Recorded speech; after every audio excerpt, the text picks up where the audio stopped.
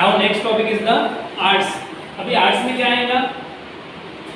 उसके arts drawing वगैरह ये आर्ट्स में क्या आता है? Expression, the style of the expression. हाँ there are the multiple various types of expression you can express through which art. Art में सिर्फ ड्राइंग वगैरह नहीं आता, डांस, एक्सप्रेशन, एक्टिंग वगैरह acting, play, folk song, songs. और सर वो रंगोली वगैरह डाल के हाँ, वो रंगोली वगैरह डाल के दिखाते हैं। रंगोली का, हाँ, वो स्कल्पचर वगैरह थे, पेंटिंग्स, हाँ drawings, dressings. Very good, dressing is the art form. हाँ और सर वो स्कल्पटेड के वाले जो हाँ कुछ वो भी रॉक पे से कार्विंग करते वो कोरियो का इंस्क्रिप्शन, इंस्क्रिप्शन का स्कल्पचर हाँ, मेकअप्स वही उसमें लेने आते हैं। मूवीज और मूवीज, सॉन्ग सॉन्ग्स, हो गया ना। so on so on, these are the multiple forms of the arts। ठीक है, तो आर्ट्स बेसिकली हमको क्या करता है? एक्सप्रेस करता है। साइलेंस, साइलेंस शांत रहना, चुपचाप रहना इज द एक्सप्रेशन। हाँ नहीं है ना सर, एक टाइप से है ना। यस, तुम रिएक्ट ही नहीं किया करना, मतलब एक प्रकार से एक्सप्रेशन ही ना तुम्हारा।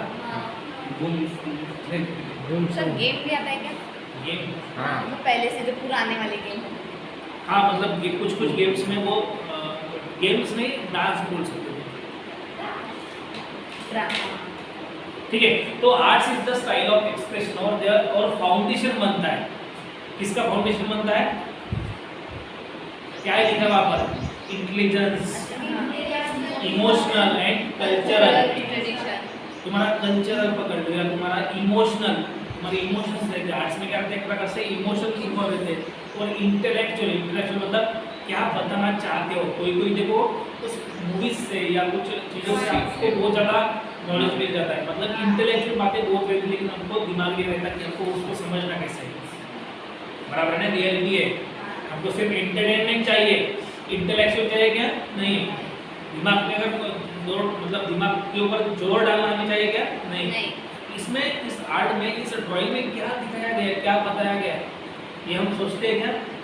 अरे बहुत अच्छा, लेकिन क्या है उसमें, क्या है अलग अलग प्रकार का जो एक्सप्रेशन निकाला होगा या दिया होगा वो हम निकाल नहीं पाते या ढूंढने, मतलब सर्च नहीं कर पाते। तो हमको सर्च करना है, वो समझना है। तो ये ऐसी हमारी क्या बनानी, पर्सपेक्टिव बनाना है। और उसके बाद यहाँ पर 3-4 चीजें इंपॉर्टेंट है, की इंपॉर्टेंट है कि कोई भी चीज का, कोई भी आर्ट फॉर्म्स का क्या एक्सप्रेशन। उसके बाद वो जब आर्ट बना रहे हो तो आर्टिस्ट का क्या रहना चाहिए? Emotional temperament. टेम्परामेंट मतलब उसकी जो मानसिक स्थिति कैसी थी, कैसी हुई होगी। इमोशनल टेम्परामेंट मतलब क्या? टेम्पर मतलब तुम्हारा कंडीशन, मेंटल कंडीशन कैसा है, तो तुम्हारा नहीं तो उस आर्टिस्ट का। ठीक है, आर्टिस्ट का इमोशनल टेम्परामेंट कैसा था वो हमको समझना है। और उसी आर्ट फॉर्म का डेवलपमेंट क्या हो चुका है कि उस टाइम पर, फॉर एग्जांपल 10 सालों के पहले किन किन चीज़ों के ऊपर ये आर्ट्स बनते थे, अभी किस चीज़ों पे बनेगी।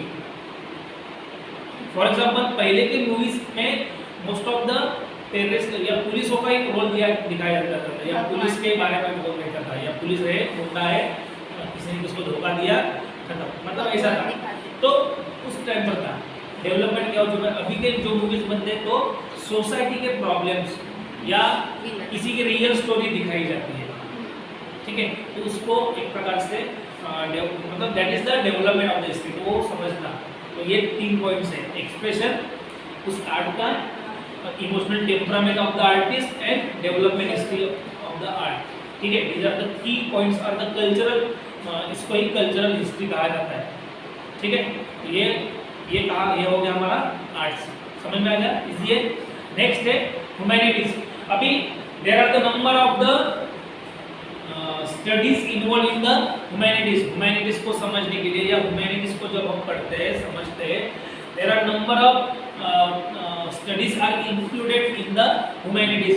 For example history, archaeology, sociology, economics, political science, anthropology, so on so on. समझ में आ गया? तो पहला पॉइंट लिखना है कि ह्यूमैनिटीज में political science, history, anthropology, economics, sociology, ये सभी पढ़ाई वहाँ पर क्या होती है, इंक्लूड रहती है। और उसके बाद इन सभी पढ़ाई का ओरिजिन और डेवलपमेंट कहाँ पर मिलता है हमको? Learning, essential learning. इन सभी का, इन स्टडीज का, हिस्ट्री का, पॉलिटिकल साइंस का, सोशियोलॉजी का, एंथ्रोपोलॉजी का ओरिजिन ह्यूमैनिटीज और डेवलपमेंट ये कहाँ पर मिलता है हमको? फिलोसॉफी में मिलता है। कहाँ पर मिलता है? फिलोसॉफी। ठीक है, तो फिलोसॉफी इज द मेन, उसके अंदर ये, और इन सभी का मेन कौन है? ह्यूमैनिटीज। पहले ये आगे, उसके ऊपर फिलोसॉफी आएगी और फिलोसॉफी के ऊपर ह्यूमैनिटीज, क्योंकि फिलोसॉफी मतलब ह्यूमन से तो क्या रहेगी? फिलोसॉफी रहेगी। और फिलोसॉफी मतलब उसके ऊपर सर्च होगा, रिसर्च होगा, और उसके बाद में क्या बनेगी? एक प्रकार से उसका एक सब्जेक्ट बनेगा, उसका एक डिसिप्लिन बनेगा। समझ में आ गया? तो वो आता है, देखो, to understand of the history of this discipline, मतलब अगर हमको इन सभी सभी डिसिप्लिन की हिस्ट्री समझनी है तो उसका क्या समझना पड़ेगा? पहले हमको ओरिजिन, वो कहाँ से उसका ओरिजिन हो गया, शुरुआत कहाँ से हो गई, और उसका डेवलपमेंट, और ओरिजिन होने के बाद वो कैसे उसका डेवलपमेंट होने गया, तो हमको क्या करना पड़ता है? समझना पड़ता है। और ये ओरिजिनल हमें कहाँ पर, ओरिजिनल ये हमें कहाँ पर मिलता है? इन सभी का फिलोसॉफी में मिलता है। ठीक है, to understand the history of the origin and development of this discipline is an essential part of the learning। और यही मतलब पढ़ाई करने का या समझने का, उनको अंडरस्टैंड करने का एक ही तरीका है। क्या तरीका है कि हमको पहले क्या करना पड़ता है? उसका ओरिजिन कहाँ पर है, कैसे हुआ है, और उसका बाद में धीरे धीरे डेवलपमेंट कैसे होते गया है, वो हमको समझना, अंडरस्टैंड करना पड़ता है। और ये all disciplines are suppose to have their origin in philosophy. तो ये देखा है कि इन सभी डिसिप्लिन्स का ओरिजिन कहाँ पर मिल सकता है? कहाँ पर मिल सकता है? फिलोसॉफी में मिल सकता है। ऐसे उन्होंने बताया गया है। Ancient people all over the world, मतलब सभी जो पुराने लोग हैं वो क्या सोचते थे पहले के जमाने में कि हमारा एग्जिस्टेंस और जो यूनिवर्स है उसका उसके बीच में कुछ रिलेशन है क्या, कुछ कोएग्जिस्टेंस है क्या between the universe and humanities में। ठीक है,